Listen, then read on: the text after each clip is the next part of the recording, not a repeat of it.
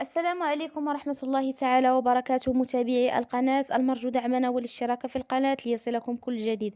خوتي خواتاتي، اليوم أصبح المغرب حديث الساعة. الإعلام المصري ظاهر وجه الجنون والعظمة. كيفاش هاد الدولة هادي اللي كيسحبوها دولة فقيرة ودولة نامية ولات كتبان دولة أوروبية بكل المقاييس. تبارك الله على الشعب المغربي اللي ساند النادي الإعلام المصري اليوم منباهر ولا حديث الساعة اليوم هو المغرب. كيفاش ساندو الجمهور المغربي، كيفاش ساند النادي الأهلي. وما فرحانين بزاف وكيشكروا المغاربة والمغربيات اللي حضروا الافتتاح واللي شاركوا واللي حضروا الافتتاح واللي ساندوا الجمهور الأهلي.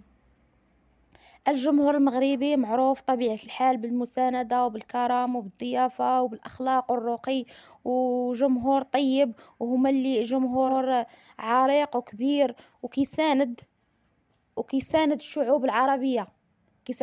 طبيعة الحال واحد الدولة راكم عارفينها، كر كر كر كرغولية، دولة محرومة من البنان. بقى فيها الحال.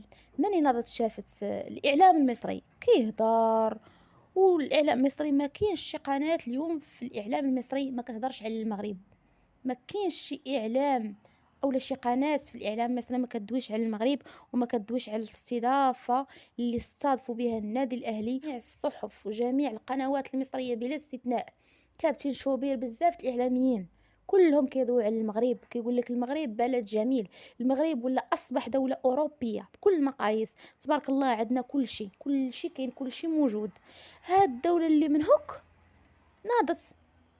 ناضت كتغوت وكدوي كتقول لك حقا ما حقا الافتتاح ناضوا افتتحوا قلدونا. فاش قلدناكم؟ التراث المغربي التراث ديالنا. اشنو جدا من عندكم؟ الحمد لله حنا عندنا الامازيغ، عندنا داكشي كله ديالنا، ما خدينا من عندكم والو. نتوما يا الدوله السراقه اللي كتسرقوا التراث المغربي وكتنتسبوه ليكم، حيت نتوما اصلا ما عندكم لا اصل لا معدن لا فصل. القوم الكرغولي كل واحد جاي من قنت ودرتو هاد الجزائر صافي وبديتو. فما تبان لك شي تراث مغربي تقولوا تاعنا حقا ما حقا. ما نجحش الافتتاح، نجح بشهاده العالم. ما كنتسناوكمش نتوما تشهدوا لينا. نجح بشهاده العالم. نتوما دايرين بحال شي قروده، عزلوكم في واحد الزريبق وجالسين كتسناو اللي يلوح لكم البنان واللي يلوح لكم شي حاجه. وهذا الشيء ما كان. بقاو تسناو وتمناو وبقاو ديري الاعين ديالكم على المغرب وتسنى يدير شي فجوه باش تهضروا وتتكلموا. اما الافتتاح راه كان ناجح 100%. وهذا الشيء بالشهاده ديال الاوروبيين، بشهاده الصحف الاوروبيه وبشهاده الافارقه وبشهاده رئيس الفيفا نفسه.